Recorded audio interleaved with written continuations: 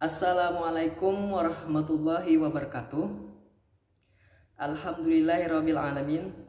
Assalatu wassalamu ala asyrafil anbiya'il mursalin sayyidina wa maulana Muhammad wa ala alihi wa sahbihi azmain amma ba'd.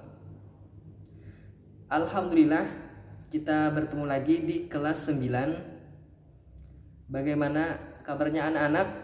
Apakah baik-baik aja?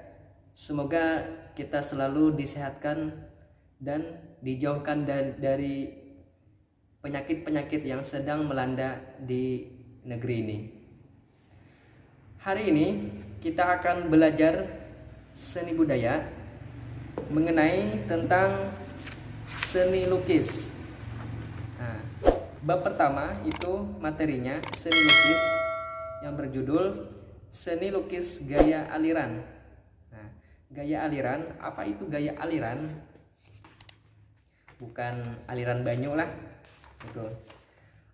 Sebelumnya Ustadz mau sampaikan seni lukis ini terbagi menjadi 1, 2, 3. Nah, yang pertama itu seni lukis. Yang kedua seni patung. Yang ketiga itu seni grafis. Nah, jadi 3 itu kita belajar bab 1 seni lukis dulu. Nah, terus sebelum kita memasuki ke materinya, apakah ada yang tahu seni lukis itu apa?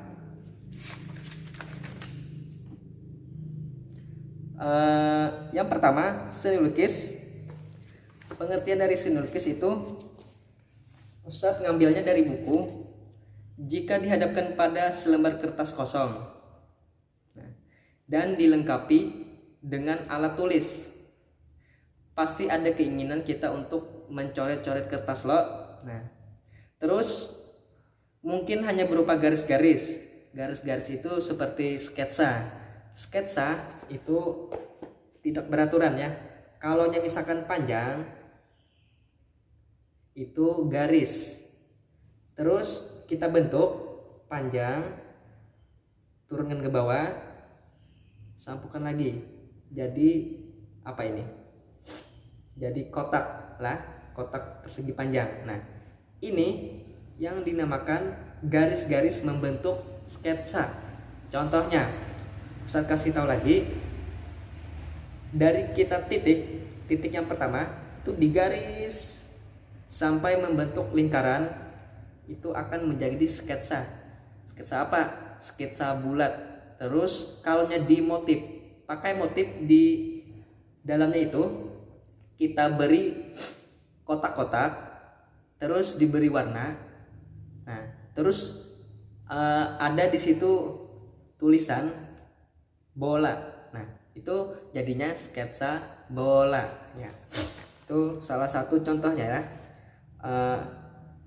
Terus coretan-coretan tersebut menjadi sebuah bidang-bidang yang bersinggungan atau bersangkutan lah, sehingga dihasilkan sebuah bentuk. Nah, sebuah bentuk. Sewaktu-waktu kita mencoret kertas tadi dengan garis-garis ekspresi jiwa kita itu larut di dalamnya, sehingga apa yang kita gambarkan di kertas itu menjadi gejolak jiwa yang kita rasakan. Nah, contohnya misalkan lagi Ustadz mau ngasih contoh gambar 3 dimensi. 3 dimensi contohnya dari sketsa juga. Kalian pasti pernah membuat gedung. Gedung itu yang pertama kalian bikin lurus, tegak, lurus, kasih di atasnya atap, turun lagi ke sini. Nah, terus bagaimana kita akan membentuk sebuah gedung dengan sketsa? Nah, kalau misalkan lurus tadi di gini itu tidak berbentuk gedung. Nah, bagaimana kita akan membentuk menjadi sketsa 3 dimensi? Nah, terus gedung ini kasih garis lagi di atasnya menjadi suatu sketsa, sehingga kita akan menjadikan hasil sebuah 3 dimensi. Gedung 3 dimensi itu harus menggunakan teknik arsiran. Seperti kita pernah belajar di kelas 7 dulu, teknik arsiran ya. Terus pengertian seni lukis. Kita lanjut. Ekspresi atau coretan itu bisa dikembangkan menjadi sebuah lukisan. Nah, agar lebih bermakna, coretan itu perlu disempurnakan. Misalnya, kalian berimajinasi, emosi, kelenturan, intensitas, tebal tipis, termasuk di dalamnya itu hal-hal goresan berwarna-warna. Yang pertama itu, kalau pengen melukis, kalian harus berimajinasi. Berimajinasi itu dalam bentuk hal yang positif, jangan hal yang negatif ya. Contohnya, kalian suka anime. Salah satunya Ustadz ambil anime apa ya? Ustadz nggak hafal juga lah anime. Salah satunya anime. Itu kalian pasti dulu menonton filmnya. Nah, sesudah kalian menonton, kalian dapat idenya sudah. Nah, mau apa yang pengen digambar, imajinasikan dulu, terus emosikan, ekspresikan, terus buatlah sketsanya di dalam suatu bidang alat tulis atau kertas.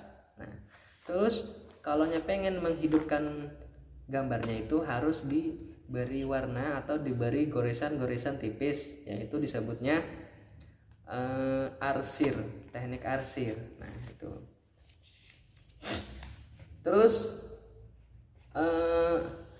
untuk selanjutnya, seni lukis adalah, ini pengertian dari lainnya ya. Seni lukis adalah sebuah pengembangan dari menggambar. Pengembangan dari menggambar biasanya memiliki keunikan atau ciri khas tersendiri. Nah, semua gambar itu memiliki ciri khas tersendiri. Salah satu contohnya misalkan antara gambar abstrak sama gambar realis. Gambar realis itu gambar yang hidup. Nah, gambarnya hidup. Kalau gambar yang abstrak itu gambar coretan-coretan. Tetapi jangan diremehkan, abstrak itu intens, keunikan, kekhasannya itu lebih menonjol lah. Karena kenapa? Orang membuat gambar abstrak itu lebih imajinasinya itu luas ya. Makanya gambar abstrak itu biasanya mahal, ada yang sampai 100 juta, ada yang sampai 500 juta, ada yang sampai 1 M. Nah, itu.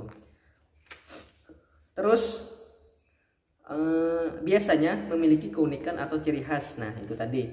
Ciri khasnya itu didasarkan pada tema, corak atau gaya, tekniknya, serta bahan bentuk karya seni tersebut. Nah, coraknya itu misalkan di gambar realis. Gambar realis itu gambar yang nyata ya. Coraknya di situ kita ambil objek patung begantan. Kenapa patung begantan itu disebut dengan realis? Kenapa tidak nyata atau nyata gitulah?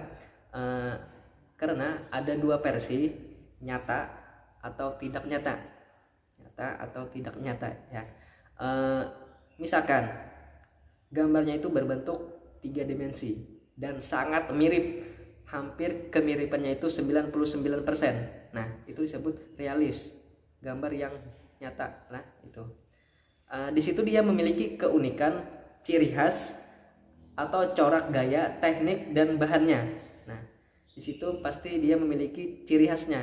Ciri khas dari lukisan patung begantan apa? Yang pertama itu Begantan, ciri khas dari Kalimantan Selatan. Nah, yang kedua tema.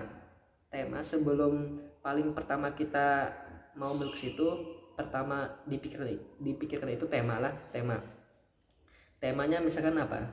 Patung Begantan. Nah, itu salah satu temanya.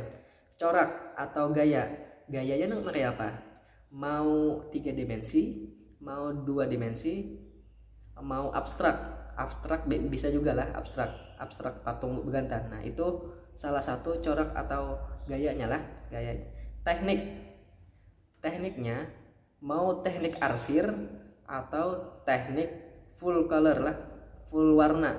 Nah, itu tekniknya. Terus bahan-bahannya. Nah, di situ ada bahan-bahannya apa aja. Bahan-bahannya itu termasuk pensil, penggaris, penghapus, peraut. Jangan lupa satu lagi, kertas gambar yang paling utama. Atau kalau misalkan mau pakai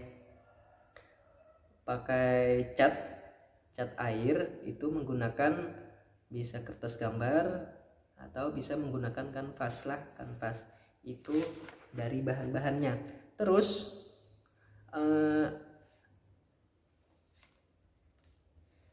itu disebutnya tadi dari seni lukis ya. Seni lukis itu banyak macamnya, banyak sekali lah. Seni lukis itu mencakup semuanya tentang lukisan. Terus yang berikutnya,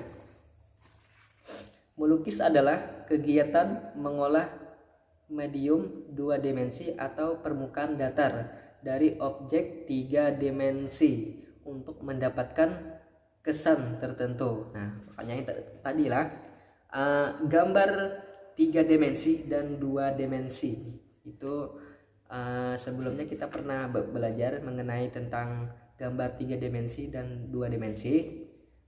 Semoga kalian masih ingat perbedaannya apa, persamaannya apa, terus keunggulannya dari gambar dua tersebut apa gitu. Nah, terus macam-macam dari gambar-gambarnya tersebut apa-apa aja. Misalkan 3 dimensi gambarnya apa-apa aja, 2 dimensi gambarnya apa-apa aja gitulah. Nah, diingat lagi lah yang pelajaran sebelumnya. Terus dengan melibatkan ekspresi, emosi, dan gagasan pencipta secara penuh, sehingga sebuah lukisan harus dapat menerjemahkan apa yang ada di dalam objek, tema, atau gagasan secara representatif. Itu menurut dari Soedarsono SP tahun 1990. Nah, itu. Nah, jadi kalian pengen mengolah lukisan itu harus tahu apa makna dari suatu lukisan tersebut lah. Misalkan kalian pengen membuat lukisan abstrak itu biasanya gambaran-gambaran orang-orang yang pikirannya lagi pusang, pikirannya lagi galau. Biasanya itu dia menggambarnya sembarangan aja dengan luangan waktu hatinya tersebut. Misalkan dia menggambar bebas, coret sehingga menjadi suatu bentuk yang tidak beraturan. Tapi itu mempunyai makna. Harus kita dasarkan pada apa yang kita inginkan itu.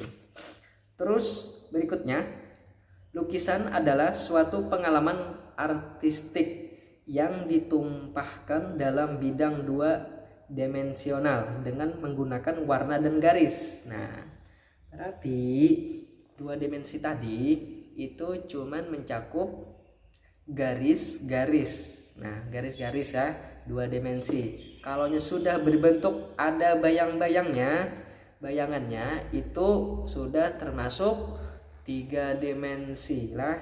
Itu perbedaannya. Nah, 2 dimensi itu tidak full, tidak ada bayang-bayangannya. Kalau 3 dimensi itu pasti ada bayangannya.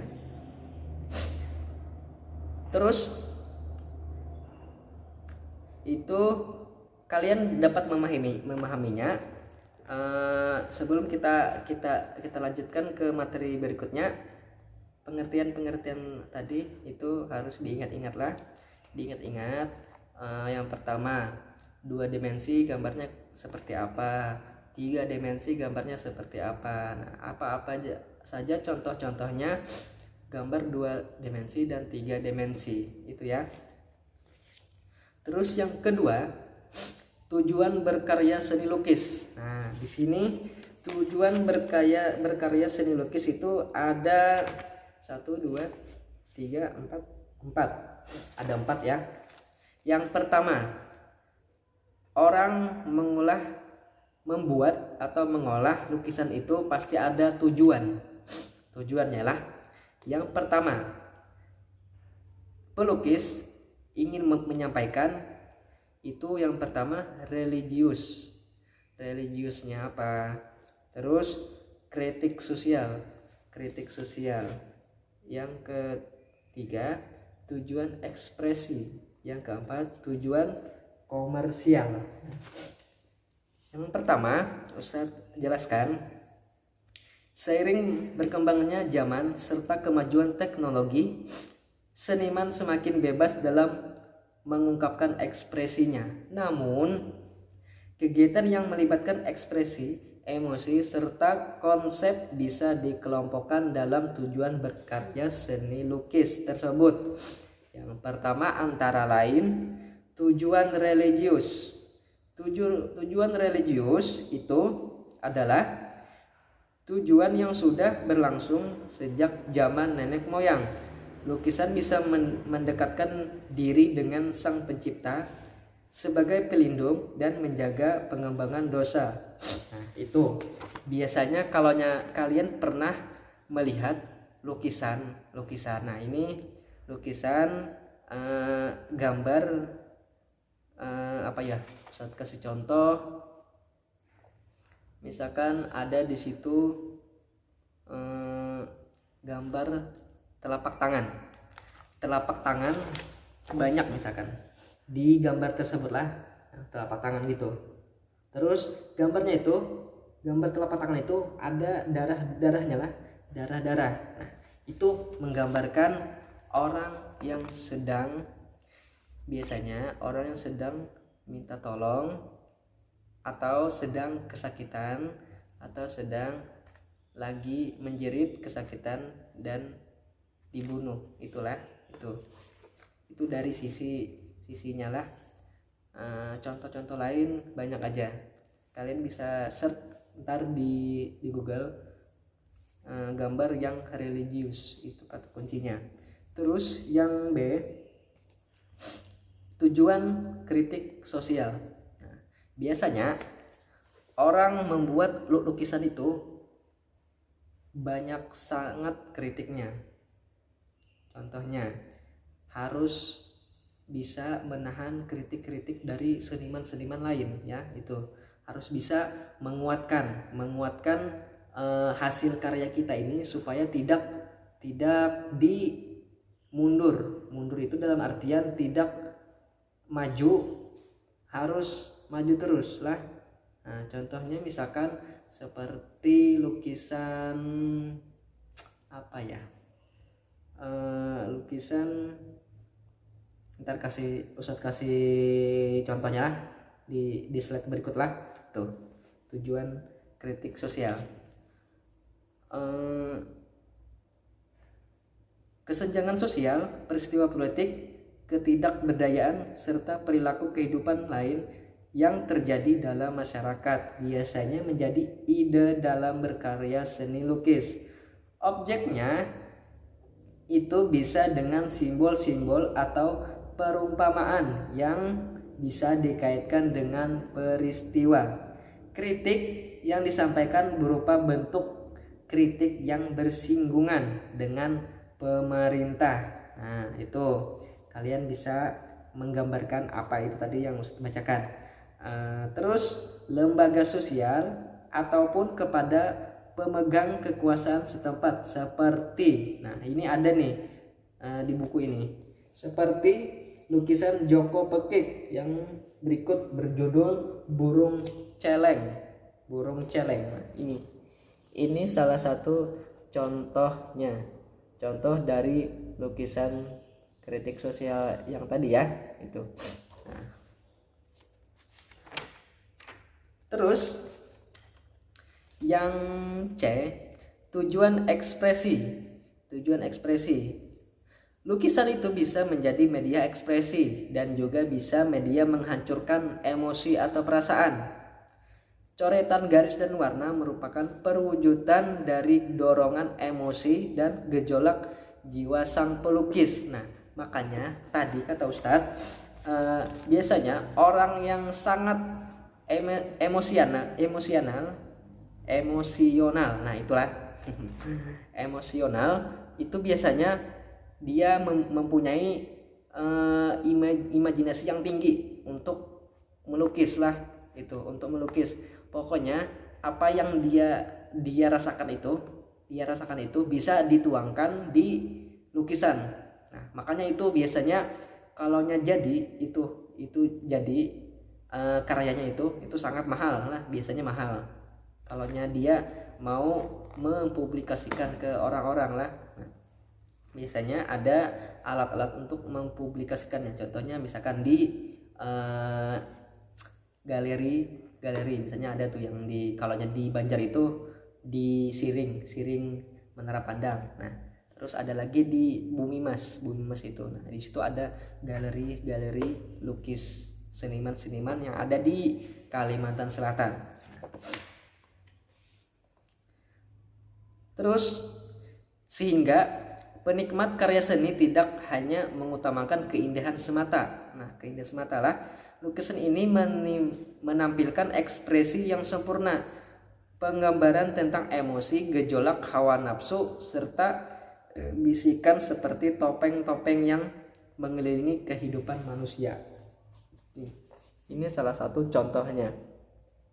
Contohnya tadi ekspresi manusia sang pelukis itu bisa diartikan ke dalam lukisan inilah.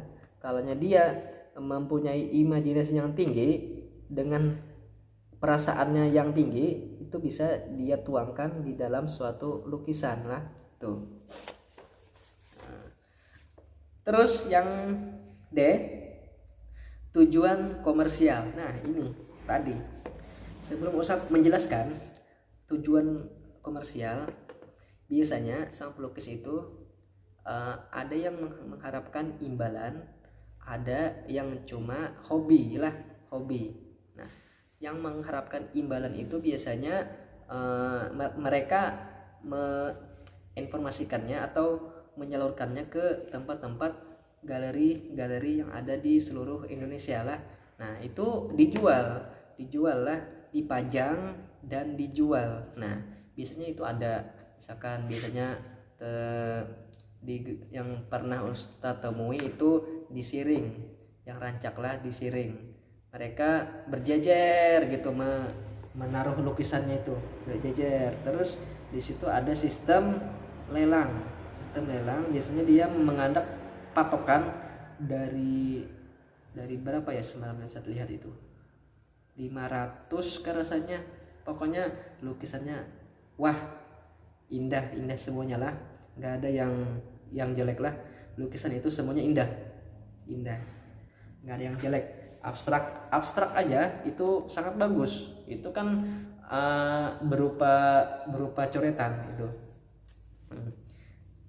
Seringkali kita lihat lukisan yang dijual di pinggir jalan dengan warna mencolok dan kebanyakan didominasi oleh lukisan pemandangan.